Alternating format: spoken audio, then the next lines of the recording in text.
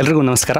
ನಾನು ನಿಮ್ಮ ಪರಮೇಶ್ ಉಪ್ಪಾರ್, ಸಾಧನಾ academy YouTube channel ವತಿಯಿಂದ ಇತ್ತೀಚಿನ ದಿನಗಳಲ್ಲಿ ಬಜೆಟ್ನ ಕುರಿತಾಗಿರ್ತಕ್ಕಂತಹ ಅನೇಕ ಪ್ರಶ್ನೆಗಳು ಸ್ಪರ್ಧಾತ್ಮಕ ಪರೀಕ್ಷೆಗಳಲ್ಲಿ ಬರ್ತಾ ಇದ್ದಾವೆ. ಈ ಹಿಂದಿನ ತರಗತಿಯಲ್ಲಿ ಭಾಗ 1ರಲ್ಲಿ ನಾವೇನು ಮಾಡಿದ್ವಿ, ಭಾರತದ ರಕ್ಷಣಾ ಪಡೆಗಳ ಬಗ್ಗೆ ನೋಡಿದ್ವಿ. ಈ ಭಾಗ 2ರೊಳಗೆ ಏನು ಮಾಡೋಣಪ್ಪ ಅಂತಂದರೆ ಕರ್ನಾಟಕದ ಮುಂಗಡ ಪತ್ರ ಅಥವಾ ಆಯವ್ಯಯ ಅಥವಾ ಬಜೆಟ್ನ ಬಗ್ಗೆ ನೋಡೋಣ.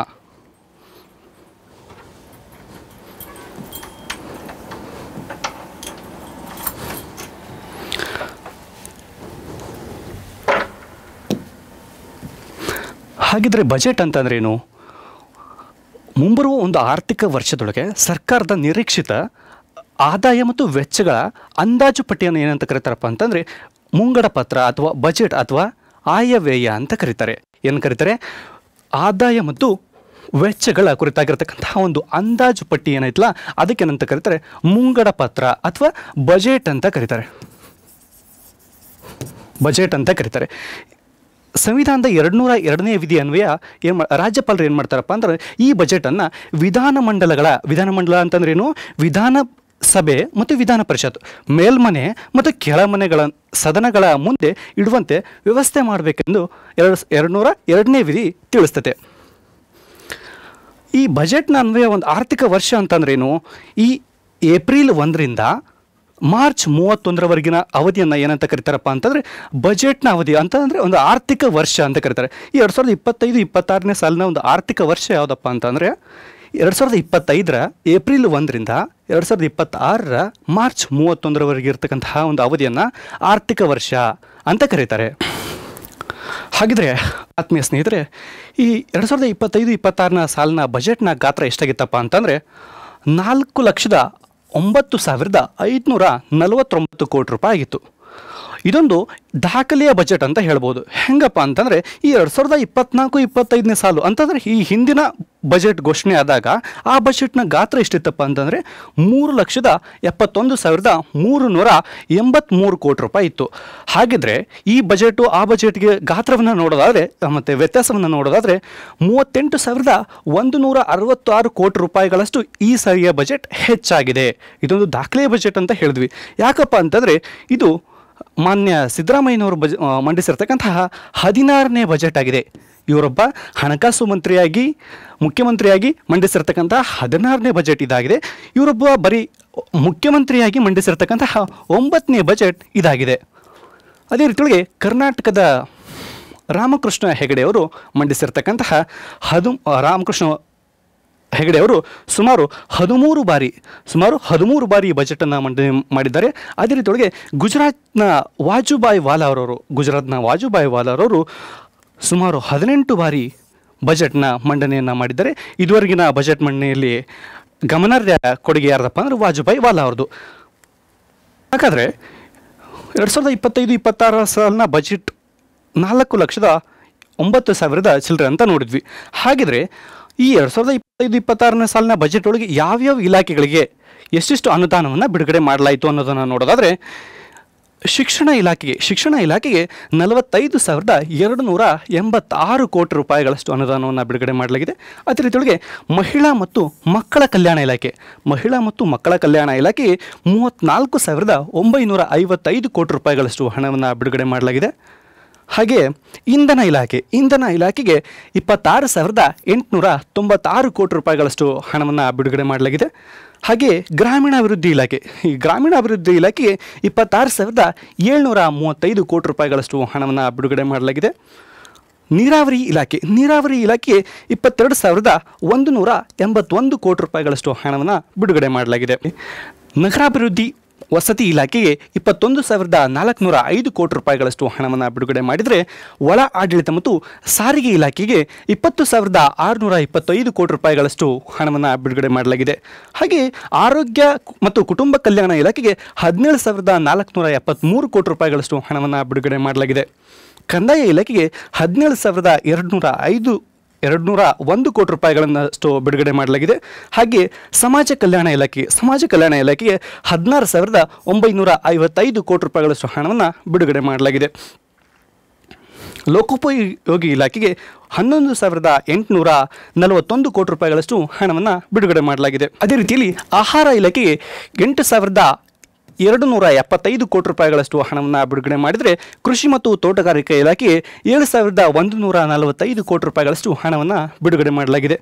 ಹಾಗೆಯೇ ಪಶುಸಂಗೋಪನೆ ಮತ್ತು ಮೀನುಗಾರಿಕೆ ಇಲಾಖೆಗೆ 3977 ಕೋಟಿ ರೂಪಾಯಿಗಳಷ್ಟು ಹಣವನ್ನು ಬಿಡುಗಡೆ ಮಾಡಿದರೆ, ಇತರೆಗೆ 1,49,857 ಕೋಟಿ ರೂಪಾಯಿಗಳಷ್ಟು ಹಣವನ್ನು ಬಿಡುಗಡೆ ಮಾಡಲಾಗಿದೆ. ಹಾಗಾದರೆ ಬಜೆಟ್ ಅಂತಂದ್ರೇನು? ಆಯ ವ್ಯಯ ಅಂತ ಹೇಳಿದ್ವಿ. ಆಯ ಅಂದರೆ ಇನ್ಕಮ್, ವ್ಯಯ ಅಂತಂದರೆ ವೆಚ್ಚ. ಆಯ ಅಂದರೆ ಸರ್ಕಾರಕ್ಕೆ ಈ ಒಂದು ಆರ್ಥಿಕ ವರ್ಷದಲ್ಲಿ ಇನ್ಕಮ್ ಎಲ್ಲೆಲ್ಲಿಂದ ಬಂತು ಅನ್ನೋದನ್ನು ನೋಡೋದಾದರೆ, ಅದನ್ನು ಪೈಸೆ ₹1 ಅಂತಂದರೆ ಅದನ್ನು ಪೈಸೆ ಒಳಗೆ ನೋಡೋದಾದರೆ ರಾಜ್ಯದ ತೆರಿಗೆ ಆದಾಯದಿಂದ 52 ಪೈಸೆಗಳಷ್ಟು ಹಣ ಬಂದರೆ, ಸಾಲದಿಂದ ಅಂದರೆ ನಾವು ಈಗ ಯಾವುದೇ ಒಂದು ರಾಜ್ಯ ಸಾಲ ಇಲ್ಲದೆ ಮುನ್ನಡೆಯಂಗೆ, ಒಂದು ಸಾಲದಿಂದನೇ ಕೂಡ ನಾವು ಆ ರಾಜ್ಯವನ್ನು ಮುನ್ನಡೆಸಬೇಕಾಗ್ತದೆ. ಹಾಗಾಗಿ ಸಾಲದಿಂದ 27 ಪೈಸೆಗಳಷ್ಟು ಪಡ್ಕೊಂಡ್ರೆ, ಕೇಂದ್ರದ ತೆರಿಗೆ ಪಾಲಿನಿಂದ 13 ಪೈಸೆಗಳಷ್ಟು ಹಣ ಬಂದಿದೆ. ಅದೇ ರೀತಿಯಲ್ಲಿ ಕೇಂದ್ರ ರಾಜ್ಯಗಳಿಗೆ ನೀಡ್ತಕ್ಕಂತಹ ಸಹಾಯದಿಂದ 4 ಪೈಸೆಗಳಷ್ಟು ಹಣ ಬಂದರೆ, ರಾಜ್ಯ ತೆರಿಗೆದಾರ ರಾಜಸ್ವದಿಂದ 4 ಪೈಸೆಗಳಷ್ಟು ಹಣ ಬಂದಿದೆ. ಹಾಗಾದರೆ ಇಲ್ಲಿ ಕ್ವಶನ್ ಏನು ಬರ್ಬೋದಪ್ಪ ಅಂತಂದರೆ, ರಾಜ್ಯ ಸರ್ಕಾರದ ಅತಿ ದೊಡ್ಡ ಆದಾಯದ ಮೂಲ ಯಾವುದು ಅಂತ ಕ್ವಶನ್ ಬರ್ಬೋದು. ಹಾಗೆ ಯಾವುದು? ರಾಜ್ಯದ ತೆರಿಗೆ ಆದಾಯ ರಾಜ್ಯ ಸರ್ಕಾರದ ಅತಿ ದೊಡ್ಡದ ಆದಾಯದ ಮೂಲವಾಗಿದೆ. ಯಾವುದು? ರಾಜ್ಯದ ತೆರಿಗೆ ಆದಾಯದಿಂದ ಸುಮಾರು 52 ಪೈಸೆಗಳಷ್ಟು ಆದಾಯ ಈ ಮೂಲದಿಂದ ಬರ್ತದೆ. ಹಾಗಾದರೆ ರಾಜ್ಯ ಸರ್ಕಾರದ ಆದಾಯದ ಮೂಲಗಳ ಇಳಿಕೆ ಅಥವಾ ಏರಿಕೆ ಕ್ರಮವನ್ನು ತಿಳಿಸಿ. ಇಂತಹ ಪ್ರಶ್ನೆಗಳು ಸುಮಾರು ಬರ್ತಾ ಇದ್ದಾವೆ ಇತ್ತೀಚಿನ ಪರೀಕ್ಷೆಗಳಲ್ಲಿ. ಈ ರಾಜ್ಯ ಸರ್ಕಾರದ ಆದಾಯದ ಮೂಲಗಳ ಇಳಿಕೆ ಅಥವಾ ಏರಿಕೆ ಕ್ರಮವನ್ನು ಬರೀರಿ ಅಂತ ಅಂದಾಗ, ಈ ಇಳಿಕೆ ಕ್ರಮ ಅಂತ ಅಂದಾಗ ಏನು? ಇಳಿಕೆ ಕ್ರಮ ಅಂತ ಬಂದಾಗ ಎಲ್ಲಿಂದ ಬರ್ತೀರಾ? ರಾಜ್ಯದ ತೆರಿಗೆ ಆದಾಯ ಎಷ್ಟೈತೆ? 52 ಪೈಸೆ ಐತೆ. ಹಾಗಿದ್ರೆ ಸಾಲ 27 ಪೈಸೆಗಳಷ್ಟೈತೆ. ಕೇಂದ್ರದ ತೆರಿಗೆ ಪಾಲು 13 ಪೈಸೆಗಳಷ್ಟೈತೆ. ಕೇಂದ್ರದ ಸಹಾಯಧನ 4 ಪೈಸೆಗಳಷ್ಟು. ರಾಜ್ಯ ತೆರಿಗೆಯೇತರ ರಾಜಸ್ವದಿಂದ 4 ಪೈಸೆಗಳಷ್ಟು ಹಣ ಬರುತ್ತೆ. ಹಾಗಿದ್ರೆ ಏರಿಕೆ ಕ್ರಮ ಅಂತ ಬಂದಾಗ ಹೀಗೆ ಉಲ್ಟಾ ಬರಬೇಕು, ಸರಿನಾ? ಹಾಗಿದ್ರೆ ನಾವು ಇವಾಗ ಏನು ನೋಡಿದ್ವಿ? ಆಯ ಅಂದರೆ ಸರ್ಕಾರಕ್ಕೆ ಬರ್ತಕ್ಕಂಥ ಇನ್ಕಮ್ ಬಗ್ಗೆ ನೋಡಿದ್ವಿ. ಹಾಗಿದ್ರೆ ಸರ್ಕಾರ ಮುಂಬರುವ ಒಂದು ಆರ್ಥಿಕ ವರ್ಷದಲ್ಲಿ ಯಾವ್ಯಾವ ಇಲಾಖೆಗಳ ಮೇಲೆ ವೆಚ್ಚವನ್ನು ಮಾಡ್ತೈತೆ ಅನ್ನೋದನ್ನು ನೋಡೋದಾದರೆ, ಈ ಸಾಲ ಮರುಪಾವತಿ, ನಾವು ಅವಾಗಲೇ ನೋಡಿದ್ವಿ ಇನ್ಕಮ್ ಒಳಗೆ ಸಾಲವನ್ನು ತಗೊಳ್ಬೇಕು ಅಂತ, ಹಾಗಾದ ಮೇಲೆ ಸಾಲವನ್ನು ಮರುಪಾವತಿ ಮಾಡುವಾಗ 18 ಪೈಸೆಗಳಷ್ಟು, ಇತರ ಸಾಮಾನ್ಯ ಸೇವೆಗಳಿಗೆ 18 ಪೈಸೆ, ಸಮಾಜ ಕಲ್ಯಾಣ ಇಲಾಖೆಗೆ 15 ಪೈಸೆಗಳಷ್ಟು ಮತ್ತು ಇತರೆ ಆರ್ಥಿಕ ಸೇವೆಗಳಿಗೆ 14 ಪೈಸೆಗಳಷ್ಟು, ಕೃಷಿ ನೀರಾವರಿ ಮತ್ತು ಗ್ರಾಮೀಣಾಭಿವೃದ್ಧಿ ಇಲಾಖೆಗೆ 14 ಪೈಸೆಗಳಷ್ಟು, ಅದೇ ರೀತಿಯೊಳಗೆ ಶಿಕ್ಷಣಕ್ಕೆ 10 ಪೈಸೆಗಳಷ್ಟು, ಆರೋಗ್ಯಕ್ಕೆ 5 ಪೈಸೆಗಳಷ್ಟು, ಇತರ ಸಾಮಾಜಿಕ ಸೇವೆಗಳಿಗೆ 3 ಪೈಸೆಗಳಷ್ಟು ಮತ್ತು ನೀರು ಪೂರೈಕೆ ಮತ್ತು ನೈರ್ಮಲ್ಯಕ್ಕೆ 3 ಪೈಸೆಗಳಷ್ಟು ವೆಚ್ಚವನ್ನು ಸರ್ಕಾರ ಈ ಮುಂಬರುವ ಆರ್ಥಿಕ ವರ್ಷದಲ್ಲಿ ಮಾಡ್ತದೆ. ಹಾಗಾದರೆ ಪ್ರಶ್ನೆ ಏನು ಬರ್ಬೋದಪ್ಪ ಅಂತಂದರೆ, ಸರ್ಕಾರದ ಅತಿ ದೊಡ್ಡ ವೆಚ್ಚದ ಮೂಲ ಯಾವುದು? ಸರ್ಕಾರದ ಅತಿ ದೊಡ್ಡ ವೆಚ್ಚದ ಮೂಲ ಯಾವುದು ಅಂತ ಕೇಳಿದ್ರೆ ಅದು ಯಾವುದು? ಸಾಲದ ಮರುಪಾವತಿ ಮೂಲಕ 18 ಪೈಸೆಗಳಷ್ಟು ವೆಚ್ಚವನ್ನು ಸರ್ಕಾರ ಮಾಡ್ತೈತೆ. ಹಾಗಾದರೆ ಆತ್ಮೀಯ ಸ್ನೇಹಿತರೆ, ನಾವು ಇವಾಗ ಏನು ಮಾಡೋಣಪ್ಪ ಅಂತಂದರೆ, ಈ 2025-26ನ ಸಾಲಿನ ಬಜೆಟ್ ಒಳಗೆ ಕಂಡು ಬಂದಿರತಕ್ಕಂತಹ ಪ್ರಮುಖ ಕಾರ್ಯಕ್ರಮಗಳು ಮತ್ತು ಯೋಜನೆಗಳ ಬಗ್ಗೆ ನೋಡೋಣ.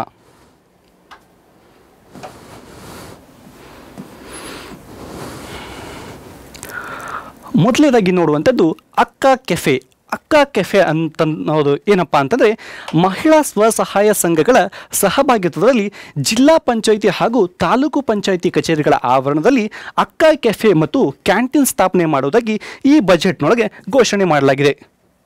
ಇದು ಕರ್ನಾಟಕದ ಕೌಶಲ ಅಭಿವೃದ್ಧಿ, ಉದ್ಯಮಶೀಲತೆ ಮತ್ತು ಜೀವನೋಪಾಯ ಇಲಾಖೆಯ ಅಡಿಯಲ್ಲಿ ಕಾರ್ಯನಿರ್ವಹಿಸುತ್ತದೆ. ಅಂದರೆ ಈ ಅಕ್ಕ ಕೆಫೆ ಉದ್ದೇಶ ಏನಪ್ಪ ಅಂತಂದರೆ, ಮಹಿಳಾ ಸಬಲೀಕರಣ, ಮಹಿಳೆಯರನ್ನು ಸಬಲರನ್ನಾಗಿ ಮಾಡ್ತಕ್ಕಂತಹ ಒಂದು ಉದ್ದೇಶವನ್ನು ಹೊಂದಿರತಕ್ಕಂಥದ್ದು.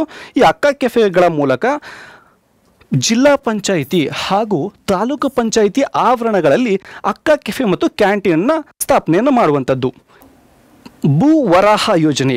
ಈ ಭೂವರಾಹ ಯೋಜನೆ ಅಂತಂದ್ರೆ ಏನು? ದೇವಾಲಯಗಳ ಸ್ಥಿರಾಸ್ತಿ ದಾಖಲಿಸಲು ಭೂವರಾಹ ಯೋಜನೆಯನ್ನು ಜಾರಿಗೊಳಿಸಲಾಗಿದೆ. ಅಂದರೆ ರಾಜ್ಯದಲ್ಲಿ ಒತ್ತುವರಿಯಾಗಿರುವ 328 ದೇವಾಲಯಗಳ ಆಸ್ತಿಯನ್ನು ಸಂರಕ್ಷಿಸಲು ಮತ್ತು ಒತ್ತುವರಿ ಭಾಗಗಳ ತೆರವುಗೊಳಿಸಲು ರೂಪಿಸಲಾಗಿದೆ. ಈ 328 ದೇವಾಲಯಗಳ ಆಸ್ತಿಯನ್ನು ಸಂರಕ್ಷಣೆ ಮಾಡಲಿಕ್ಕೆ ಮತ್ತು ಒತ್ತುವರಿ ಆಗಿರ್ತಕ್ಕಂತಹ ಭಾಗಗಳನ್ನು ತೆರವುಗೊಳಿಸುವಂತಹ ಒಂದು ಉದ್ದೇಶದಿಂದ ಭೂ ವರಾಹ ಯೋಜನೆಯನ್ನು ಸ್ಥಾಪನೆಯನ್ನು ಮಾಡಲಾಗಿದೆ. ಅಂದರೆ ದೇವಾಲಯಗಳ ಸ್ಥಿರಾಸ್ತಿಯನ್ನು ದಾಖಲಿಸಲು ಅಂತ ಹೇಳಿದರು. ಅಂದರೆ ಆ ದೇವಾಲಯ ಈಗ ಮೊದಲೇ ಹೊಂದಿರತಕ್ಕಂತಹ ಒಂದು ಆಸ್ತಿಯನ್ನು ದಾಖಲೆ ಮಾಡಲಿಕ್ಕೋಸ್ಕರ ಈ ಭೂ ವರಾಹ ಯೋಜನೆಯನ್ನು ಜಾರಿಗೆ ತರಲಾಗಿದೆ. ಇನ್ನು ನೆಕ್ಸ್ಟ್ ಬರ್ತಕ್ಕಂಥದ್ದು ಸ್ಕಿಲ್ ಎಟ್ ಸ್ಕೂಲ್. ಸ್ಕಿಲ್ ಎಟ್ ಸ್ಕೂಲ್ ಅಂತಂದ್ರೆ ಏನು? ಶಾಲೆಯಲ್ಲಿಯೇ ಕೌಶಲ್ಯವನ್ನು ಕಲಿಸ್ತಕ್ಕಂಥದ್ದು. ಅಂದರೆ ಪ್ರೌಢಶಾಲೆ ಪದವಿ ಪೂರ್ವ ಕಾಲೇಜು ಹಂತದಲ್ಲಿ ಏನು ಮಾಡಬೇಕಪ್ಪ ಅಂದರೆ ವಿದ್ಯಾರ್ಥಿಗಳಿಗೆ ಕೌಶಲ್ಯ ತರಬೇತಿ ನೀಡಲಿಕ್ಕೋಸ್ಕರ ಏನು ಮಾಡಿದ್ರಪ್ಪ ಅಂತಂದರೆ ಸ್ಕಿಲ್ ಎಟ್ ಸ್ಕೂಲ್, ಶಾಲೆಯಲ್ಲಿಯೇ ಸ್ಕಿಲ್ಲನ್ನು ಒಂದು ಕೌಶಲ್ಯವನ್ನು ಕಲಿಸ್ತಕ್ಕಂತಹ ಒಂದು ಕಾರ್ಯಕ್ರಮ ಯಾವುದಪ್ಪ ಅಂದರೆ ಸ್ಕಿಲ್ ಎಟ್ ಸ್ಕೂಲ್ ಕಾರ್ಯಕ್ರಮ. ಈ ಕಾರ್ಯಕ್ರಮದ ಅಡಿಯೊಳಗೆ ಏನು ಮಾಡಿದಾರಪ್ಪ ಅಂದರೆ 7,500 ವಿದ್ಯಾರ್ಥಿಗಳಿಗೆ 150 ITI ಸಂಸ್ಥೆಗಳಲ್ಲಿ ತರಬೇತಿ ನೀಡುವಂತಹ ಒಂದು ಗುರಿಯನ್ನು ಹೊಂದಿದ್ದಾರೆ.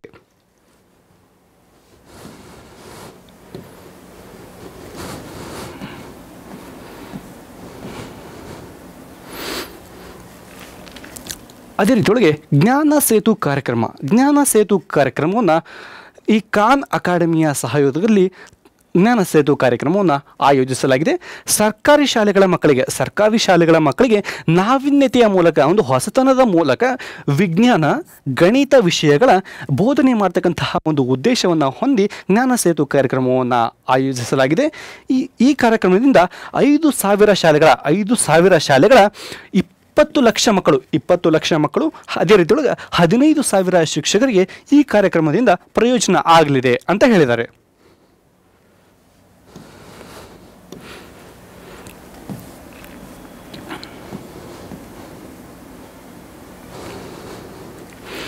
ಹಾಗೆಯೇ ನನ್ನ ವೃತ್ತಿ ನನ್ನ ಆಯ್ಕೆ. ಸೂಕ್ತ ವೃತ್ತಿ ಆಯ್ಕೆ ಮಾಡಿಕೊಳ್ಳಲು, ಸೂಕ್ತವಾಗಿರ್ತಕ್ಕಂತಹ ಒಂದು ವೃತ್ತಿಯನ್ನು ಆಯ್ಕೆ ಮಾಡಿಕೊಳ್ಳಲು ವಿದ್ಯಾರ್ಥಿಗಳಿಗೆ ಸರಿಯಾಗಿರ್ತಕ್ಕಂತಹ ಒಂದು ಮಾರ್ಗದರ್ಶನವನ್ನು ನೀಡ್ತಕ್ಕಂಥದ್ದು. ಅದೇ ರೀತಿಯಲ್ಲಿ ಸರ್ಕಾರಿ ಶಾಲಾ ಕಾಲೇಜುಗಳಲ್ಲಿನ 2.3 ಲಕ್ಷ ವಿದ್ಯಾರ್ಥಿಗಳಿಗೆ ವೃತ್ತಿ ಮಾರ್ಗದರ್ಶನದ ಸಲುವಾಗಿ ನನ್ನ ವೃತ್ತಿ ನನ್ನ ಆಯ್ಕೆ ಕಾರ್ಯಕ್ರಮವನ್ನು ಜಾರಿಗೊಳಿಸಲು ಉದ್ದೇಶವನ್ನು ಹೊಂದಲಾಗಿದೆ. ನನ್ನ ವೃತ್ತಿ ನನ್ನ ಆಯ್ಕೆ ಕಾರ್ಯಕ್ರಮದ ಮೂಲಕ ಏನು ಮಾಡಿದಾರಪ್ಪ ಅಂದರೆ ಸರ್ಕಾರದ 2.3 ಲಕ್ಷ ವಿದ್ಯಾರ್ಥಿಗಳಿಗೆ ಸ್ವತಃ ಅಂದರೆ ನನ್ನ ವೃತ್ತಿಯನ್ನು ನಾನೇ ಆಯ್ಕೆ ಮಾಡಿಕೊಳ್ಬೇಕು ಅನ್ನೋ ಒಂದು ಉದ್ದೇಶದಿಂದ ವೃತ್ತಿ ಮಾರ್ಗದರ್ಶನಕ್ಕೆ ಹೆಲ್ಪ್ ಆಗಲಿ ಅನ್ನೋ ಉದ್ದೇಶದಿಂದ ಈ ಕಾರ್ಯಕ್ರಮವನ್ನು ಜಾರಿಗೆ ತರಲಾಗಿದೆ.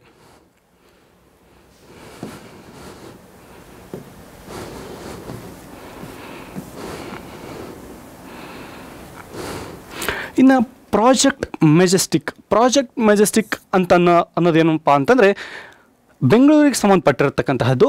ಈ ಪ್ರಾಜೆಕ್ಟ್ ಮೆಜೆಸ್ಟಿಕ್ ಯೋಜನೆಯಡಿ ಮೆಜೆಸ್ಟಿಕ್ ನಿಲ್ದಾಣವನ್ನು, ಅಂದರೆ ಬೆಂಗಳೂರಿನ ಮೆಜೆಸ್ಟಿಕ್ ನಿಲ್ದಾಣವನ್ನು ಪುನರ್ ಅಭಿವೃದ್ಧಿ ಮತ್ತು ವಾಣಿಜ್ಯ ಸಂಕೀರ್ಣಗಳೊಂದಿಗೆ ಸಾರಿಗೆ ಹಬ್ ನಿರ್ಮಾಣ ಮಾಡಲು ಉದ್ದೇಶವನ್ನು ಹೊಂದಿ ಈ ಪ್ರಾಜೆಕ್ಟ್ ಮೆಜೆಸ್ಟಿಕ್ ಅನ್ನುವಂತಹ ಒಂದು ಯೋಜನೆಯನ್ನು ಹಮ್ಮಿಕೊಳ್ಳಲಾಗಿದೆ.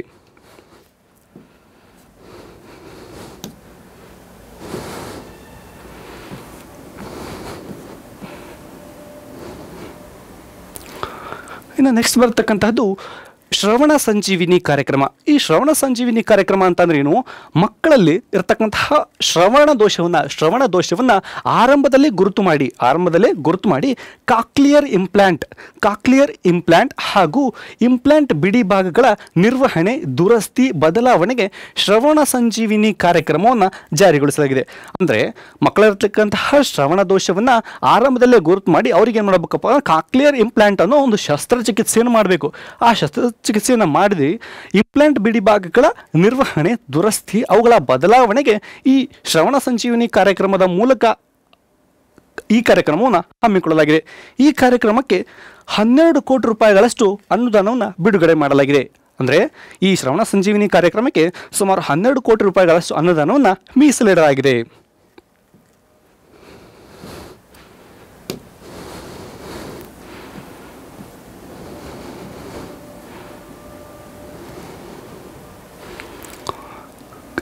ಕೃಷಿ ಕವಚ ಕಾರ್ಯಕ್ರಮ. ಕೃಷಿ ಕವಚ ಕಾರ್ಯಕ್ರಮ ಅಂದ್ರೇನು? ರೈತರ ಭೂಮಿಗಳಲ್ಲಿ ಅಂತರ್ಜಲ ಹಾಗೂ ಮಣ್ಣಿನ ಸಂರಕ್ಷಣೆ ಹೆಚ್ಚಿಸಲಿಕ್ಕೋಸ್ಕರ ಕೃಷಿ ಕವಚ ಕಾರ್ಯಕ್ರಮವನ್ನು ಘೋಷಣೆ ಮಾಡಲಾಗಿದೆ. ರೈತರ ಭೂಮಿಗಳಲ್ಲಿರ್ತಕ್ಕಂಥ ಅಂತರ್ಜಲ ಹಾಗೂ ಮಣ್ಣಿನ ಸಂರಕ್ಷಣೆಯನ್ನು ಹೆಚ್ಚಲಿಕ್ಕೋಸ್ಕರ ಕೃಷಿ ಕವಚ ಕಾರ್ಯಕ್ರಮವನ್ನು ಘೋಷಿಸಲಾಗಿದೆ. ಈ ಕಾರ್ಯಕ್ರಮದ ಅಂಡರ್ ಒಳಗೆ 50,000 ಎಕರೆ ಬದು ನಿರ್ಮಾಣ ಮಾಡುವ ಉದ್ದೇಶವನ್ನು ಹೊಂದಲಾಗಿದೆ. ಈ ಕಾರ್ಯಕ್ರಮ ಅಂದರೆ ಕೃಷಿ ಕವಚ ಕಾರ್ಯಕ್ರಮದ ಅಡಿಯೊಳಗೆ ಸುಮಾರು 50,000 ಎಕರೆ ಬದು ನಿರ್ಮಾಣ ಮಾಡ್ತಕ್ಕಂತಹ ಉದ್ದೇಶವನ್ನು ಹೊಂದಲಾಗಿದೆ.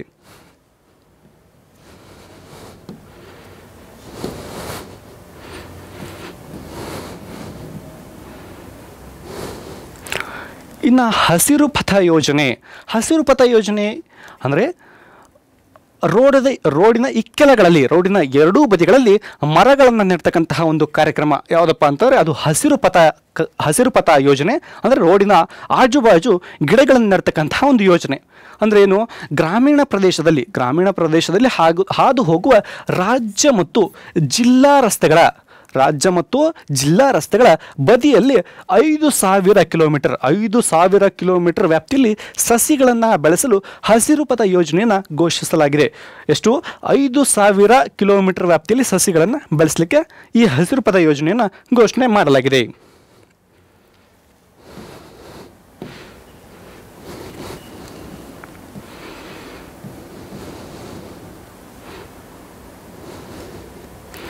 ಇನ್ನು ನೆಕ್ಸ್ಟ್ ಬರ್ತಕ್ಕಂಥದ್ದು ಪ್ರಗತಿಪಥ ಯೋಜನೆ. ಈ ಪ್ರಗತಿಪಥ ಯೋಜನೆ ಅಂತಂದರೆ ಇದು ಕರ್ನಾಟಕದಾದ್ಯಂತ ಗ್ರಾಮೀಣ ರಸ್ತೆ ಜಾಲವನ್ನು ವ್ಯವಸ್ಥಿತವಾಗಿ ಮತ್ತು ಗುಣಾತ್ಮಕವಾಗಿ ಸುಧಾರಿಸುವುದು. ಪ್ರಗತಿಪಥ ಕರ್ನಾಟಕದ ಗ್ರಾಮೀಣ ರಸ್ತೆಗಳನ್ನು ವ್ಯವಸ್ಥಿತವಾಗಿ ಮತ್ತು ಗುಣಾತ್ಮಕವಾಗಿರ್ತಕ್ಕಂತಹ ಒಂದು ಯೋಜನೆ ಪ್ರಗತಿಪಥ ಯೋಜನೆ. ಈ ಯೋಜನೆ ಯಾವಾಗ ಜಾರಿಗೆ ಬಂತಪ್ಪ ಅಂದರೆ 2024 ಜಾರಿಗೆ ಬಂತು. ಇದರ ವ್ಯಾಪ್ತಿ ಎಷ್ಟಿದೆ ಹಾಗಿದ್ರೆ? ಈ ಪ್ರಗತಿಪಥ ಯೋಜನೆಯ ವ್ಯಾಪ್ತಿ 7,110 ಕಿಲೋಮೀಟರ್ ಗ್ರಾಮೀಣ ರಸ್ತೆಗಳ ಅಭಿವೃದ್ಧಿ. 7,110 ಕಿಲೋಮೀಟರ್ಗಳಷ್ಟು ಗ್ರಾಮೀಣ ರಸ್ತೆಗಳ ಅಭಿವೃದ್ಧಿಯ ವ್ಯಾಪ್ತಿ ಇದರದ್ದಾಗಿದೆ. ಅದರೊಳಗೆ ಈ ಪ್ರಗತಿಪಥ ಯೋಜನೆಗೆ 2025-26ನೇ ಸಾಲಿನ ಬಜೆಟ್ ಒಳಗೆ 5,190 ಕೋಟಿ ರೂಪಾಯಿಗಳಷ್ಟು ಮೀಸಲ ಇಡಲಾಗಿದೆ. 5,190 ಕೋಟಿ ರೂಪಾಯಿಗಳಷ್ಟು ಹಣವನ್ನು ಮೀಸಲಿಡಲಾಗಿದೆ.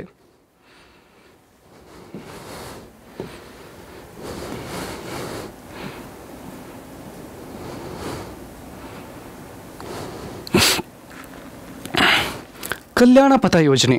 ಈ ಕಲ್ಯಾಣ ಪಥ ಯೋಜನೆ ಅಂದರೆ ಈ ಪ್ರಗತಿಪಥ ಯೋಜನೆಯಂತೆಯೇ ಕಲ್ಯಾಣ ಪಥ ಯೋಜನೆ ಈ ಕಲ್ಯಾಣ ಕರ್ನಾಟಕ ಭಾಗಕ್ಕೆ ಸಂಬಂಧಪಟ್ಟಿರ್ತಕ್ಕಂಥದ್ದು. ಕಲ್ಯಾಣ ಕರ್ನಾಟಕದ ಜಿಲ್ಲೆಗಳು ಎಷ್ಟಿದಾವಪ್ಪ ಅಂದರೆ 7 ಜಿಲ್ಲೆಗಳು ಕಂಡು ಬರ್ತವೆ. ಯಾವಪ್ಪ ಅಂದರೆ ಬೀದರ್, ಕಲಬುರಗಿ, ಕೊಪ್ಪಳ,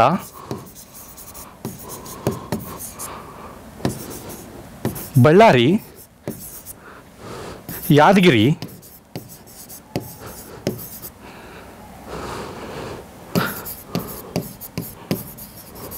ರಾಯಚೂರು, ವಿಜಯನಗರ.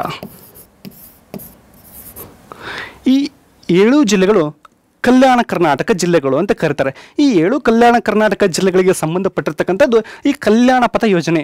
ಈ ಕಲ್ಯಾಣ ಪಥ ಯೋಜನೆ ಅಂದರೆ ಈ ಕಲ್ಯಾಣ ಕರ್ನಾಟಕದ ಮುಖ್ಯ ಆಡಳಿತ ಭಾಗ ಯಾವುದಪ್ಪ ಅಂತಂದರೆ ಅದು ಕಲಬುರಗಿ. ಈ ಕಲ್ಯಾಣ ಕರ್ನಾಟಕದ ಮುಖ್ಯ ಆಡಳಿತ ಭಾಗ ಅನ್ನೋದನ್ನು ನಾವು ನೋಡ್ಬೋದು. ಈ ಕಲ್ಯಾಣ ಪಥ ಯೋಜನೆ 2024ರಲ್ಲಿ ಜಾರಿಗೆ ಬಂತು. ಇದರ ಉದ್ದೇಶ ಏನಪ್ಪ ಹಾಗಿದ್ರೆ ಕಲ್ಯಾಣ ಕರ್ನಾಟಕ ಪ್ರದೇಶದಲ್ಲಿ ಅಂದರೆ ನಾನು ಹೇಳಿದೆ ನಿಮಗೆ, ಕಲ್ಯಾಣ ಕರ್ನಾಟಕದ ಈ 7 ಜಿಲ್ಲೆಗಳಲ್ಲಿ ರಸ್ತೆ ಸಂಪರ್ಕವನ್ನು ಹೆಚ್ಚಿಸುವಂಥದ್ದು ಮತ್ತು ಗ್ರಾಮೀಣಾಭಿವೃದ್ಧಿಗೆ ಬೆಂಬಲವನ್ನು ನೀಡುವಂಥದ್ದು. ಇದರ ವ್ಯಾಪ್ತಿ ಎಷ್ಟೈತಪ್ಪ ಅಂದರೆ ಈ ಕಲ್ಯಾಣ ಕರ್ನಾಟಕದ 1,150 ಕಿಲೋಮೀಟರ್ ಗ್ರಾಮೀಣ ರಸ್ತೆಗಳನ್ನು ಅಭಿವೃದ್ಧಿಪಡಿಸುವಂಥದ್ದು. ಈ ಕಲ್ಯಾಣ ಪಥ ಯೋಜನೆಗೆ ಈ ಬಜೆಟ್ನಲ್ಲಿ ಅಂದರೆ 2025-26ನೇ ಸಾಲಿನ ಬಜೆಟ್ ಒಳಗೆ 1,000 ಕೋಟಿ ರೂಪಾಯಿಗಳಷ್ಟು ಹಣವನ್ನು ಮೀಸಲಿಡಲಾಗಿದೆ. ಎಷ್ಟು? 1,000 ಕೋಟಿಗಳಷ್ಟು ಹಣವನ್ನು ಮೀಸಲಿಡಲಾಗಿದೆ.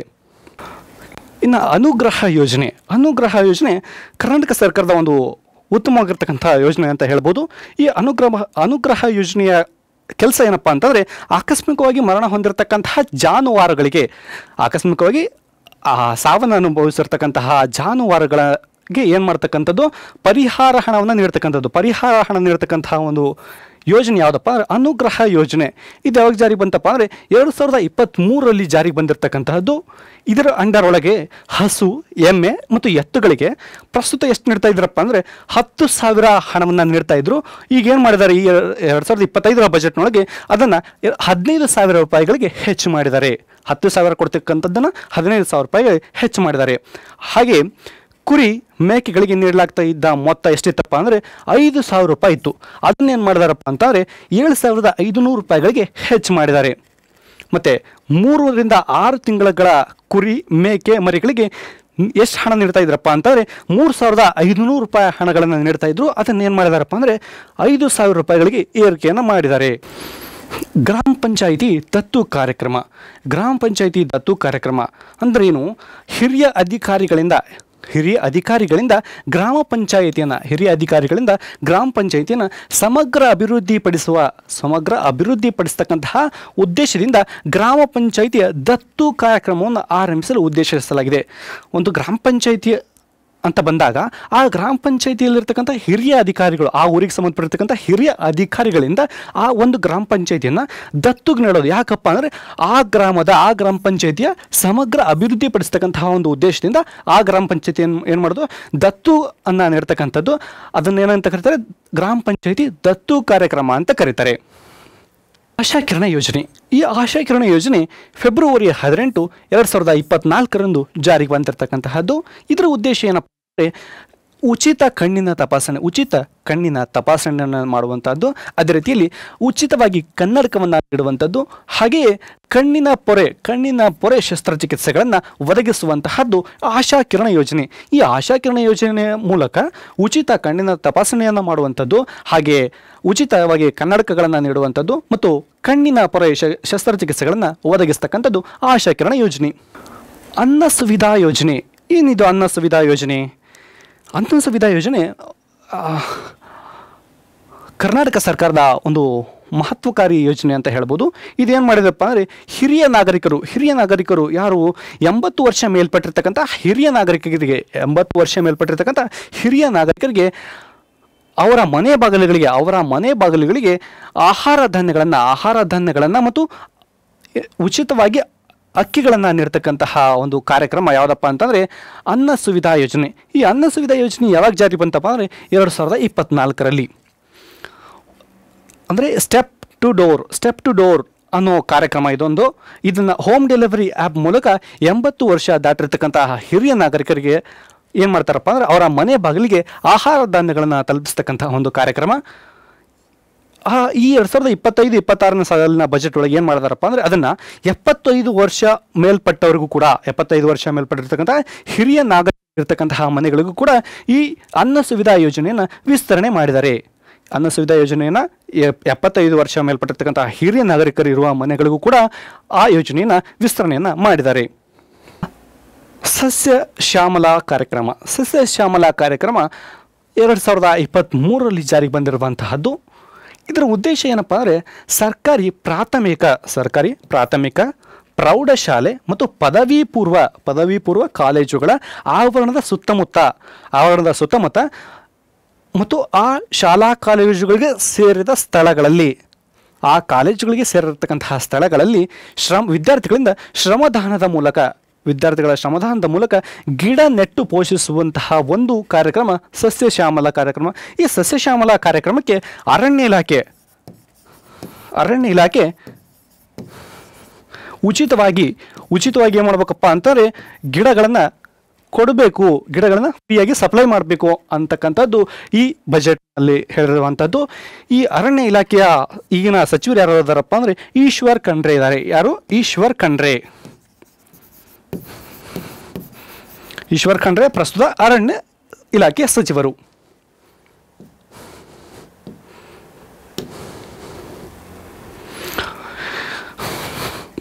ಪುಣ್ಯಕೋಟಿ ದತ್ತು ಯೋಜನೆ. ಪುಣ್ಯಕೋಟಿ ದತ್ತು ಯೋಜನೆ ಯಾವಾಗ ಜಾರಿಗೆ ಬಂತಪ್ಪ ಅಂದರೆ 2022ರಲ್ಲಿ ಬಂದಿರತಕ್ಕಂತಹ ಒಂದು ಪ್ರಮುಖ ಯೋಜನೆ ಪುಣ್ಯಕೋಟಿ ದತ್ತು ಯೋಜನೆ. ಇದರ ಉದ್ದೇಶ ಏನಪ್ಪ ಅಂದರೆ ಸ್ಥಳೀಯ ದೇಶಿ ತಳಿಗಳ ಸಂರಕ್ಷಣೆ, ಗೋಶಾಲೆಗಳ ಆರ್ಥಿಕ ಸಬಲೀಕರಣ, ಗೋಶಾಲೆಗಳನ್ನು ಸಬಲವಾಗಿ ಮಾಡುವಂತಹದ್ದು. ಅದೇ ರೀತಿ ಹಸುಗಳ ಆರೈಕೆಗೋಸ್ಕರ ಈ ಯೋಜನೆಯನ್ನು 2022ರಲ್ಲಿ ಜಾರಿಗೆ ತಂದಿರತಕ್ಕಂಥದ್ದು. ಆಗಿನ ಮುಖ್ಯಮಂತ್ರಿ ಯಾರಿದ್ರಪ್ಪ ಅಂದರೆ ಬಸವರಾಜ ಬೊಮ್ಮಾಯಿ ಅವರಿದ್ದರು ಬಿಜೆಪಿ ಸರ್ಕಾರದಲ್ಲಿ. ಆಗಿನ ರಾಯಭಾರಿ ಆ ಸಮಯದಲ್ಲಿ ಈ ಪುಣ್ಯಕೋಟಿ ದತ್ತು ಯೋಜನೆಗೆ ರಾಯಭಾರಿಯನ್ನಾಗಿ ಖ್ಯಾತ ನಟರಾಗಿರ್ತಕ್ಕಂತಹ ಕಿಚ್ಚ ಸುದೀಪ್ರನ್ನ ಈ ಪುಣ್ಯಕೋಟಿ ದತ್ತು ಯೋಜನೆಯ ರಾಯಭಾರಿಯನ್ನಾಗಿ ನೇಮಕ ಮಾಡಲಾಗಿರುವಂತಹದ್ದು. ಅನ್ನಭಾಗ್ಯ ಯೋಜನೆ 2013ರಲ್ಲಿ ಜಾರಿಗೆ ಬಂತು. ನೀವೆಲ್ಲ ಕೂಡ ಈ ಅನ್ನಭಾಗ್ಯ ಯೋಜನೆಯ ಫಲಾನುಭವಿಗಳು. 2023ಕ್ಕೆ ಈ ಅನ್ನಭಾಗ್ಯ ಯೋಜನೆಯ ಬಂದು 10 ವರ್ಷಗಳಾಯಿತು. ಎಷ್ಟು ವರ್ಷ? 10 ವರ್ಷಗಳಾಯಿತು. ಇದರ ಉದ್ದೇಶ ಏನಪ್ಪ ಅಂತಂದರೆ ಬಡ ಕುಟುಂಬಗಳಿಗೆ ಉಚಿತ ಅಥವಾ ಅತಿ ಕಡಿಮೆ ದರದಲ್ಲಿ ಅಕ್ಕಿ ಹಾಗೂ ಇತರೆ ಆಹಾರ ಧಾನ್ಯಗಳನ್ನು ನೀಡುವಂಥದ್ದು. ಬಡ ಕುಟುಂಬಗಳು ಅಂದರೆ BPL ಕಾರ್ಡ್ಗಳನ್ನು ಮತ್ತು AAP ಕಾರ್ಡ್ಗಳನ್ನು ಹೊಂದಿರತಕ್ಕಂತಹ ಬಡ ಕುಟುಂಬಗಳಿಗೆ ಉಚಿತವಾಗಿ ಮತ್ತು ಅತಿ ಕಡಿಮೆ ದರದಲ್ಲಿ ಅಕ್ಕಿ ಹಾಗೂ ಇತರೆ ಆಹಾರ ಧಾನ್ಯಗಳನ್ನು ನೀಡತಕ್ಕಂತಹ ಒಂದು ಕಾರ್ಯಕ್ರಮ ಅದೇ ಅನ್ನಭಾಗ್ಯ ಯೋಜನೆ. 2023-24ನೇ ಸಾಲಿನೊಳಗೆ ಏನು ಮಾಡಿದ್ರಪ್ಪ ಅಂದರೆ ಅಕ್ಕಿಯ ಬದಲಿಗೆ ಹಣವನ್ನು ನೀಡುವಂತಹ ಕೆಲಸವನ್ನು ಮಾಡಿದ್ರು. ಆ ಪ್ರಕಾರ ಏನು ಮಾಡಿದ್ರಪ್ಪ ಅಂದರೆ ಪ್ರತಿ ಕಾರ್ಡ್ದಾರರಿಗೆ ಏನು ಮಾಡಿದ್ರು, 1 ಕೆಜಿಗೆ 34 ರೂಪಾಯಿಯಂತೆ ಹಣವನ್ನು ಅವರ ಖಾತೆಗೆ ಅಂದರೆ ಯಾವುದರ ಮೂಲಕ DBT ಮೂಲಕ ಡೈರೆಕ್ಟ್ ಬೆನಿಫಿಟ್ ಟ್ರಾನ್ಸ್ಫರ್ಗಳ ಮೂಲಕ ಏನು ಮಾಡಿದ್ರಪ್ಪ ಅಂದರೆ ಅವರಿಗೆ ಡೈರೆಕ್ಟಾಗಿ ಅವರ ಬ್ಯಾಂಕ್ ಖಾತೆಗೆ ಹಣವನ್ನು ಜಮೆ ಮಾಡಲಾಗ್ತಾ ಇದೆ. ಕ್ಷೀರಭಾಗ್ಯ ಯೋಜನೆ. ಈ ಕ್ಷೀರಭಾಗ್ಯ ಯೋಜನೆ 1 ಆಗಸ್ಟ್ 2013ರಲ್ಲಿ ಜಾರಿಗೆ ಬಂದಿರತಕ್ಕಂಥದ್ದು. ನೀವೆಲ್ಲ ಕೂಡ ಈ ಕ್ಷೀರಭಾಗ್ಯ ಯೋಜನೆಯ ಫಲಾನುಭವಿಗಳಾಗಿದ್ವಿ. ಈ ಕ್ಷೀರಭಾಗ್ಯ ಯೋಜನೆಯ ಪ್ರಮುಖ ಉದ್ದೇಶ ಏನಪ್ಪ ಅಂತಂದರೆ ಶಾಲಾ ಮಕ್ಕಳಲ್ಲಿ ಈ ಪೋಷಕಾಂಶಗಳ ಕೊರತೆಯನ್ನು ಕಡಿಮೆ ಮಾಡ್ತಕ್ಕಂಥದ್ದು ಇದರ ಪ್ರಮುಖ ಉದ್ದೇಶವಾಗಿತ್ತು. ಪ್ರತಿ ವಾರ 5 ದಿನ ಅಂದರೆ ಸೋಮವಾರದಿಂದ ಶುಕ್ರವಾರದವರೆಗೆ 5 ದಿನ ಈ ಕ್ಷೀರಭಾಗ್ಯ ಯೋಜನೆಯ ಮೂಲಕ ಹಾಲನ್ನು ನೀಡಲಾಗ್ತಿತ್ತು. ಕ್ಷೀರಭಾಗ್ಯ ಯೋಜನೆ ಈ KMF ಅಂಡರ್ ಒಳಗೂ ಕೂಡ ಬರ್ತದೆ. KMF ಭಾರತದಲ್ಲಿಯೇ ಹಾಲು ಉತ್ಪಾದನೆಯಲ್ಲಿ ಕರ್ನಾಟಕ 2ನೇ ಸ್ಥಾನದಲ್ಲಿ ಐತೆ. ಹಾಗೆ ಈ ಕರ್ನಾಟಕದೊಳಗೆ ಮಂಡ್ಯ ಜಿಲ್ಲೆ ಕರ್ನಾಟಕದಲ್ಲಿ ಹಾಲು ಉತ್ಪಾದನೆಯಲ್ಲಿ ಪ್ರಥಮ ಸ್ಥಾನದಲ್ಲಿದೆ. ಚಿಗುರು ಕಾರ್ಯಕ್ರಮ ವಿಜ್ಞಾನ, ಕಲೆ, ಸಾಹಿತ್ಯ ಮತ್ತು ವೃತ್ತಿ ಮಾರ್ಗದರ್ಶನ ಕುರಿತಾದ ಕಾರ್ಯಕ್ರಮವನ್ನು ಜಾರಿಗೆ ತರಲು ಈ ಚಿಗುರು ಕಾರ್ಯಕ್ರಮವನ್ನು ಉದ್ದೇಶಿಸಲಾಗಿದೆ. ಹಾಗೆ ಗ್ರಾಮ ಪಂಚಾಯಿತಿ ಮಟ್ಟದ ಅರಿವು ಕೇಂದ್ರಗಳಲ್ಲಿ ಮಕ್ಕಳು ಮತ್ತು ಮಹಿಳೆಯರಿಗಾಗಿ ಸಂವಿಧಾನ ಸಾಕ್ಷರತೆ ಕಾರ್ಯಕ್ರಮವನ್ನು ಹಮ್ಮಿಕೊಳ್ಳಲು ಉದ್ದೇಶಿಸಲಾಗಿದೆ. ಅರಿವು ಕೇಂದ್ರ ಈಗಾಗಲೇ ಗ್ರಾಮ ಪಂಚಾಯಿತಿಗಳಲ್ಲಿದ್ದ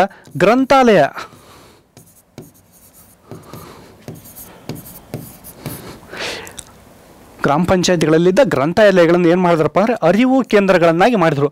ಆ ಅರಿವು ಕೇಂದ್ರಗಳಲ್ಲಿ ಇದುವರೆಗೂ ಸುಮಾರು 47 ಲಕ್ಷದಷ್ಟು ಜನ ನೋಂದಣಿಯಾಗಿದ್ದಾರೆ. 47 ಲಕ್ಷಗಳಷ್ಟು ಜನ ನೋಂದಣಿಯಾಗಿದ್ದಾರೆ. ಆ ನೋಂದಣಿಯಾಗಿರ್ತಕ್ಕಂತಹ ಮಕ್ಕಳು ಮತ್ತು ಮಹಿಳೆಯರಿಗಾಗಿ ಸಂವಿಧಾನ ಸಾಕ್ಷರತೆ ಕಾರ್ಯಕ್ರಮ, ಸಂವಿಧಾನದ ಕುರಿತು ಅವರಿಗೆ ಸಾಕ್ಷರತೆಯನ್ನು ಮೂಡಿಸ್ತಕ್ಕಂತಹ ಒಂದು ಕಾರ್ಯಕ್ರಮ ಯಾವುದಪ್ಪ ಅಂದರೆ ಸಂವಿಧಾನ ಸಾಕ್ಷರತಾ ಕಾರ್ಯಕ್ರಮ. ಇನ್ನು ನೆಕ್ಸ್ಟ್ ಬರ್ತಕ್ಕಂಥದ್ದು ಈ ಪೌತಿ ಆಂದೋಲನ. ಜಮೀನುಗಳ ಪಹಣಿಗಳನ್ನು ವಾರಸುದಾರರಿಗೆ ಖಾತೆ ಮಾಡಲು ಪ್ರಸಕ್ತ ಸಾಲಿನಲ್ಲಿ ಈ ವರ್ಷದಲ್ಲಿ ಈ ಪೌತಿ ಆಂದೋಲನವನ್ನು ಜಾರಿಗೊಳಿಸಲು ಉದ್ದೇಶಿಸಲಾಗಿದೆ. ಅಂದರೆ ಒಬ್ಬ ವ್ಯಕ್ತಿ ತೀರ್ಕೊಂಡ ನಂತರ ಆತನ ಮಗ ಅಥವಾ ಆತನ ವಾರಸುದಾರನಿಗೆ ನೇರವಾಗಿ ಖಾತೆಯನ್ನು ಹಂಚಿಕೆ ಮಾಡಬೇಕಲ್ಲ, ಜಮೀನುಗಳ ಪಹಣಿಗಳನ್ನು ನೀಡಬೇಕಲ್ಲ. ಹಾಗಾಗಿ ಏನು ಮಾಡಿದಾರಪ್ಪ ಅಂತಂದರೆ ಈ ಪೌತಿ ಆಂದೋಲನವನ್ನು ಜಾರಿಗೆ ತರಲು ಉದ್ದೇಶವನ್ನು ಹೊಂದಿದ್ದಾರೆ. ಹಾಗೆ ಕನ್ನಡ ಭಾರತಿ ಪುಸ್ತಕ ಮಾಲಿಕೆ. ಈ ಕನ್ನಡ ಭಾರತ ಪುಸ್ತಕ ಮಾಲಿಕೆ ಅಡಿಯಲ್ಲಿ ಶ್ರೇಷ್ಠ ಸಾಧಕರ ಜೀವನವನ್ನು ಪರಿಚಯಿಸಲಿಕ್ಕೋಸ್ಕರ 50 ಲಕ್ಷ ಮೊತ್ತದಲ್ಲಿ ಪುಸ್ತಕ ರೂಪದಲ್ಲಿ ಪ್ರಕಟಿಸಲಾಗುವುದು ಅಂತ ಹೇಳಿದ್ದಾರೆ. ಅಂದರೆ ಶ್ರೇಷ್ಠ ಸಾಧಕರ ಜೀವನವನ್ನು ಪುಸ್ತಕ ರೂಪದಲ್ಲಿ ಪರಿಚಯಿಸಲಿಕ್ಕೋಸ್ಕರ 50 ಲಕ್ಷ ರೂಪಾಯಿಗಳನ್ನು ಮೀಸಲಿಟ್ಟಿದ್ದಾರೆ. ರೈತರು ಮತ್ತು ಅನುಕೂಲಕ್ಕಾಗಿ ಹೊಸದಾಗಿ 100 ನಾಡ ಕಚೇರಿಗಳನ್ನು ನಿರ್ಮಾಣ ಮಾಡುವುದಾಗಿ ಈ ಬಜೆಟ್ನಲ್ಲಿ ಘೋಷಣೆಯನ್ನು ಮಾಡಲಾಗಿದೆ. ಅಂದರೆ ಜನರ ಅನುಕೂಲಕ್ಕಾಗಿ, ಜನರ ಕಂದಾಯದ ಅನುಕೂಲಕ್ಕೋಸ್ಕರ ಏನು ಮಾಡಿದಾರಪ್ಪ ಅಂದರೆ 100 ನಾಡ ಕಚೇರಿನ ನಿರ್ಮಾಣ ಮಾಡುವುದಾಗಿ ಹೇಳಿದ್ದಾರೆ. ಅಧಿಕಾರ ಸಹಕಾರ ಕಾರ್ಯಕ್ರಮ ಏನಪ್ಪ ಇದು ಅಂತಂದರೆ ಮಹಿಳಾ ಚುನಾಯಿತ ಪ್ರತಿನಿಧಿಗಳಿಗೆ ಅಧಿಕಾರ ಸಹಕಾರ ಸಾಮರ್ಥ್ಯ ಅಭಿವೃದ್ಧಿ ತರಬೇತಿ. ಅಂದರೆ ಒಬ್ಬ ಮಹಿಳೆ ಗ್ರಾಮ ಪಂಚಾಯಿತಿ ಅಧ್ಯಕ್ಷ ಸ್ಥಾನವನ್ನು ವಹಿಸಿರ್ತಾಳೆ. ಆ ಗ್ರಾಮ ಪಂಚಾಯಿತಿ ಅಧ್ಯಕ್ಷ ಸ್ಥಾನವನ್ನು ಹೆಸರಿಗೆ ಮಾತ್ರ ಹೊಂದಿರ್ತಾಳೆ. ಆಕೆ ಅಧಿಕಾರವನ್ನು ಎಲ್ಲ ಯಾರು ಅನುಭವಿಸ್ತಿರ್ತಾರೆ ಅಂತಂದರೆ ಆಕೆಯ ಗಂಡನಾದವನು ಅನುಭವಿಸ್ತಾ ಇರ್ತಾನೆ. ಹಾಗಾಗಿ ಸರ್ಕಾರ ಏನು ಮಾಡಿದೆಪ್ಪ ಅಂದರೆ ಅಧಿಕಾರ ಸಹಕಾರ ಕಾರ್ಯಕ್ರಮ ಅಂದರೆ ಆ ಚುನಾಯಿತರಾಗಿರ್ತಕ್ಕಂಥ ಮಹಿಳೆಗೆ ಅಧಿಕಾರ ಮತ್ತು ಸಹಕಾರ ಅಂದರೆ ಅವಳು ಹೇಗೆ ಅಧಿಕಾರವನ್ನು ಮಾಡಬೇಕು, ಅದನ್ನು ಹೇಗೆ ಸಾಕಾರಗೊಳಿಸಬೇಕು ಅಂತ ಅನ್ನೋದನ್ನು ತರಬೇತಿಯ ಮೂಲಕ ನೀಡುವಂಥದ್ದೇ ಅಧಿಕಾರ ಸಹಕಾರ ಕಾರ್ಯಕ್ರಮ. ಅದೇ ರೀತಿಯೊಳಗೆ 20 ಕೋಟಿ ರು ವೆಚ್ಚದಲ್ಲಿ ಸಾವಯವ ಹಾಗೂ ಸಿರಿಧಾನ್ಯ ಹಬ್ಗಳ ಸ್ಥಾಪನೆಯನ್ನು ಮಾಡೋದಾಗಿ ಹೇಳಿದ್ದಾರೆ. ಉತ್ತರ ಕನ್ನಡ ಜಿಲ್ಲೆಯ ಜೊಯ್ಡಾ ತಾಲೂಕನ್ನು ಸಾವಯವ ತಾಲೂಕಾಗಿ ಪರಿವರ್ತಿಸಲು ಕ್ರಮವನ್ನು ಕೈಗೊಳ್ಳಲಾಗಿದೆ. ಹಾಗಾದರೆ 2023ರ ವರ್ಷವನ್ನು ಸಾವಯವ ಸಿರಿಧಾನ್ಯಗಳ ವರ್ಷ ಅಂತ ಕರೀತಾರೆ.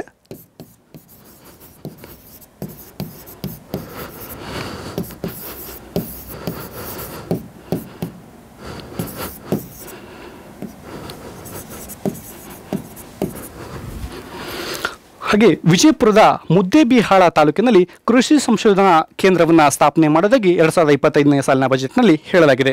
ಇನ್ನು ನೆಕ್ಸ್ಟ್ ಅಥಣಿಯಲ್ಲಿ ಕೃಷಿ ಕಾಲೇಜನ್ನು ಸ್ಥಾಪಿಸುವ ಕುರಿತು ಹೇಳಲಾಗಿದೆ. ಗದಗ ಜಿಲ್ಲೆಯ ಡಂಬಳದಲ್ಲಿ ಕೃಷಿ ಸಂಶೋಧನಾ ಕೇಂದ್ರವನ್ನು ಸ್ಥಾಪನೆ ಮಾಡುವುದಾಗಿ 2025 ಸಾಲಿನ ಬಜೆಟ್ನಲ್ಲಿ ಹೇಳಲಾಗಿದೆ. ಮಲ್ಪೆ ಮೀನುಗಾರಿಕಾ ಬಂದರಿನಲ್ಲಿ ಮಲ್ಟಿ ಲೆವೆಲ್ ಪಾರ್ಕಿಂಗ್ ವ್ಯವಸ್ಥೆಯನ್ನು ನಿರ್ಮಾಣ ಮಾಡುವುದಾಗಿ ತಿಳಿಸಲಾಗಿದೆ. ಬೆಂಗಳೂರಿನ ಹೊರವಲಯದಲ್ಲಿ ಹೊಸದಾಗಿ ಸ್ಯಾಟಲೈಟ್ ಮಾರ್ಕೆಟ್ನ ಸ್ಥಾಪನೆ ಮಾಡುವುದನ್ನಾಗಿ ಹೇಳಲಾಗಿದೆ. ಬೆಂಗಳೂರು ಹಾಗೂ ಕೊಪ್ಪಳ ಜಿಲ್ಲೆಯ ಬೂದುಗುಂಪ ಗ್ರಾಮದಲ್ಲಿ ಕುರಿ ಮತ್ತು ಮೇಕೆ ಮಾರುಕಟ್ಟೆ ಸ್ಥಾಪನೆ ಮಾಡಲು ಹೇಳಲಾಗಿದೆ. ಕಲಬುರಗಿಯಲ್ಲಿ ನೂತನ ಮೆಗಾ ಡೈರಿ ಪ್ರಾರಂಭಿಸಲು 50 ಕೋಟಿ ರೂಪಾಯಿ ಅನುದಾನವನ್ನು ಬಿಡುಗಡೆ ಮಾಡಲಾಗಿದೆ. ಕೆಎಂಎಫ್ನ ಅಡಿಯಲ್ಲಿ ಸುಮಾರು ಮೆಗಾ ಡೈರಿಗಳನ್ನು ಸ್ಥಾಪನೆ ಮಾಡಲಾಗಿದ್ದು, ಅದರಲ್ಲಿ ಕಲಬುರಗಿಯಲ್ಲಿ ಕೂಡ ಹೊಸದಾಗಿ ಮೆಗಾ ಡೈರಿನ ಸ್ಥಾಪನೆ ಮಾಡಲಾಗಿದ್ದು, ಭಾರತದಲ್ಲಿ ಕರ್ನಾಟಕ ಹಾಲು ಉತ್ಪಾದನೆಯಲ್ಲಿ 2ನೇ ಸ್ಥಾನದಲ್ಲಿದೆ. ಹಾಗೆಯೇ ಕರ್ನಾಟಕದ ಮಂಡ್ಯ ಜಿಲ್ಲೆ ಹಾಲು ಉತ್ಪಾದನೆಯಲ್ಲಿ ಪ್ರಥಮ ಸ್ಥಾನದಲ್ಲಿದೆ. ADB ನೆರವಿನಲ್ಲಿ ಅಂದರೆ ಏಷ್ಯನ್ ಡೆವಲಪ್ಮೆಂಟ್ ಬ್ಯಾಂಕ್ನ ಅಡಿಯೊಳಗೆ ಏನು ಮಾಡಿದಾರಪ್ಪ ಅಂದರೆ 2500 ಕೋಟಿ ರು ವೆಚ್ಚದಲ್ಲಿ 500 ಹೊಸ ಕರ್ನಾಟಕ ಪಬ್ಲಿಕ್ ಶಾಲೆಗಳನ್ನು ಅಂದರೆ KPS ಶಾಲೆಗಳನ್ನು ಪ್ರಾರಂಭಿಸಲು ಕ್ರಮವನ್ನು ಕೈಗೊಳ್ಳಲಾಗುವುದು ಎಂದು ಹೇಳಲಾಗಿದೆ. ಸರ್ಕಾರಿ ಶಾಲೆಗಳಲ್ಲಿ ಪೂರ್ವ ಪ್ರಾಥಮಿಕ ತರಗತಿ ಅಂದರೆ UKG LKG ಅದನ್ನು ಸ್ಥಾಪನೆ ಮಾಡಲಿಕ್ಕೋಸ್ಕರ 5000 ಶಾಲೆಗಳಿಗೆ ಈ ಯೋಜನೆಯನ್ನು ವಿಸ್ತರಣೆಯನ್ನು ಮಾಡಲಾಗಿದೆ. ನಿರಂತರ ಕಾರ್ಯಕ್ರಮದ ಅಡಿಯಲ್ಲಿ ಮಕ್ಕಳ ಹಾಜರಾತಿಯನ್ನು ಖಚಿತಪಡಿಸಲಿಕ್ಕೋಸ್ಕರ ಫೇಸ್ ರೆಕಗ್ನೈಸೇಷನ್ ತಂತ್ರಜ್ಞಾನವನ್ನು ಅಳವಡಿಕೆ ಮಾಡಲಾಗಿದೆ. ಬೆಂಗಳೂರು ನಗರ ವಿಶ್ವವಿದ್ಯಾಲಯಕ್ಕೆ ಡಾಕ್ಟರ್ ಮನಮೋಹನ್ ಸಿಂಗ್ ಬೆಂಗಳೂರು ನಗರ ಕೇಂದ್ರ ವಿಶ್ವವಿದ್ಯಾಲಯ ಇಂದು ಮರುನಾಮಕರಣ ಮಾಡಲಾಗಿದೆ. ಇತ್ತೀಚೆಗೆ ಡಾಕ್ಟರ್ ಮನಮೋಹನ್ ಸಿಂಗ್ ಅವರು ಮರಣ ಹೊಂದಿದರು. ಇವರು ಭಾರತದ ಮಾಜಿ ಪ್ರಧಾನಮಂತ್ರಿಗಳಾಗಿದ್ದರು. ಅವರ ನೆನಪಿಗೋಸ್ಕರ ಬೆಂಗಳೂರು ನಗರ ವಿಶ್ವವಿದ್ಯಾಲಯವನ್ನು ಡಾಕ್ಟರ್ ಮನಮೋಹನ್ ಸಿಂಗ್ ಬೆಂಗಳೂರು ನಗರ ಕೇಂದ್ರ ವಿಶ್ವವಿದ್ಯಾಲಯ ಎಂದು ಮರುನಾಮಕರಣ ಮಾಡಲಾಗಿದೆ. ಇತ್ತೀಚೆಗೆ ಬಾಗಲಕೋಟೆಯಲ್ಲಿ ರಾಜೀವ್ ಗಾಂಧಿ ಆರೋಗ್ಯ ವಿಜ್ಞಾನ ವಿಶ್ವವಿದ್ಯಾಲಯದಲ್ಲಿ ಅದರ ಘಟಕ ಕಾಲೇಜನ್ನು ಸ್ಥಾಪನೆ ಮಾಡುವುದಾಗಿ ಹೇಳಲಾಗಿದೆ. ಬಾದಾಮಿ ತಾಲೂಕಿನ ಕುಳಗೆರೆ ಕ್ರಾಸ್ ಬಳಿ ಅದೇ ರೀತಿ ಚಿತ್ರದುರ್ಗದಲ್ಲಿ ಸುಸಜ್ಜಿತ ಟ್ರಾಮಾ ಕೇರ್ ಕೇಂದ್ರ ಅಂದರೆ ಅಪಘಾತದ ಸಮಯದಲ್ಲಿ ತುರ್ತು ಸೇವೆಯನ್ನು ಒದಗಿಸಲಿಕ್ಕೋಸ್ಕರ ಟ್ರಾಮಾ ಕೇರ್ ಕೇಂದ್ರಗಳನ್ನು ಸ್ಥಾಪನೆ ಮಾಡುವುದಾಗಿ 2025ನೇ ಸಾಲಿನ ಬಜೆಟ್ನಲ್ಲಿ ಹೇಳಲಾಗಿದೆ.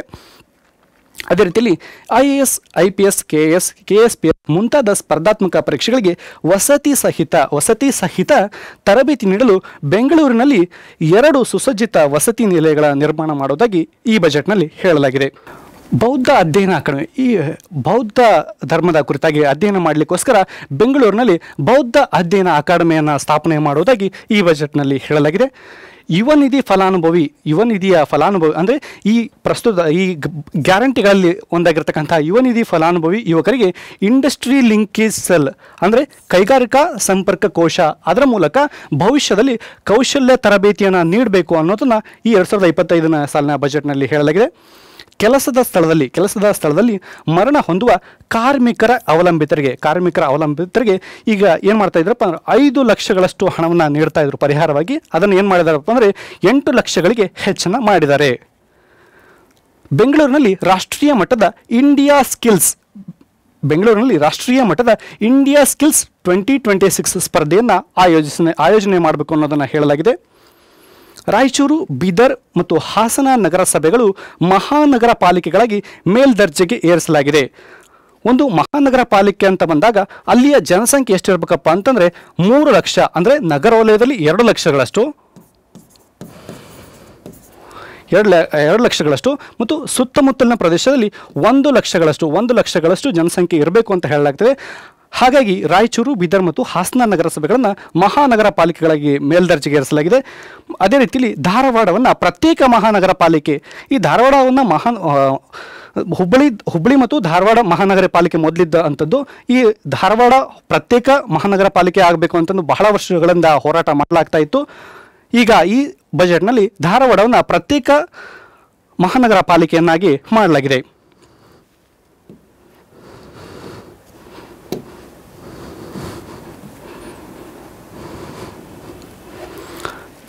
ಕೋಲಾರ ಜಿಲ್ಲೆಯ ಶಿವಾರ ಪಟ್ಟಣದ ಕೈಗಾರಿಕಾ ಪ್ರದೇಶದಲ್ಲಿ multi sector net zero sustainability ಇಂಡಸ್ಟ್ರಿಯನ್ನು ಅಭಿವೃದ್ಧಿ ಮಾಡಲಾಗುವುದು ಎಂದು ಹೇಳಲಾಗಿದೆ. PM ಮಿತ್ರ ಯೋಜನೆ ಅಡಿಯಲ್ಲಿ ಕಲಬುರಗಿಯಲ್ಲಿ ಜವಳಿ ಪಾರ್ಕ್ ಸ್ಥಾಪನೆ. ಕೇಂದ್ರ ಸಾಹಿತ್ಯ ಅಕಾಡೆಮಿ ಪ್ರಶಸ್ತಿ ಪುರಸ್ಕೃತ ಶ್ರೀ ಬೋಳುವಾರು ಮೊಹಮ್ಮದ್ ಕುಯಿ ಇವರ ಸ್ವಾತಂತ್ರ್ಯದ ಓಟ ಕಾದಂಬರಿ ನಾಟಕಕ್ಕೆ ರೂಪಾಂತರಿಸಿ ಪ್ರದರ್ಶಿಸಲು 1 ಕೋಟಿ ರೂಪಾಯಿಗಳಷ್ಟು ಅನುದಾನವನ್ನು ಬಿಡುಗಡೆ ಮಾಡಲಾಗಿದೆ. ಮೈಸೂರು ನಗರದ ಹಳೆ ಜಿಲ್ಲಾಧಿಕಾರಿಗಳ ಕಚೇರಿ ಅಂದರೆ ಅಟಾರ ಕಚೇರಿಯ ಕಟ್ಟಡವನ್ನು ರಾಜ್ಯ ಮಟ್ಟದ ವಸ್ತು ಸಂಗ್ರಹಾಲಯವಾಗಿ ಪರಿವರ್ತನೆ ಮಾಡಲು ಘೋಷಣೆಯನ್ನು ಮಾಡಲಾಗಿದೆ.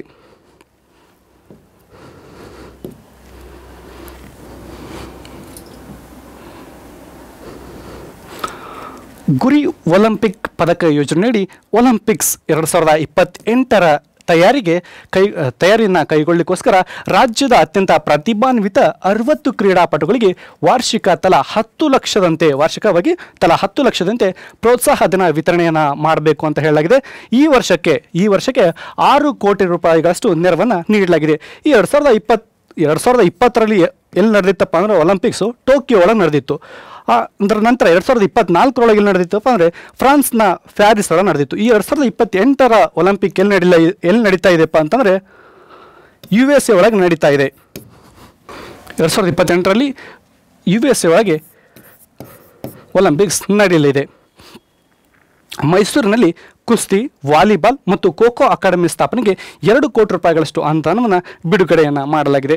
ಮಾನ್ಯತೆ ಹೊಂದಿರುವ ಪತ್ರಕರ್ತರು ಹಾಗೂ ಅವಲಂಬಿತ ಕುಟುಂಬ ಸದಸ್ಯರಿಗೆ 5 ಲಕ್ಷ ರೂ.ವರೆಗಿನ ನಗದು ರಹಿತ ಚಿಕಿತ್ಸೆಗಾಗಿ ಮುಖ್ಯಮಂತ್ರಿಗಳ ಮಾಧ್ಯಮ ಸಂಜೀವಿನಿ ಯೋಜನೆಯನ್ನು ಅನುಷ್ಠಾನ ಮಾಡಲಾಗಿದೆ.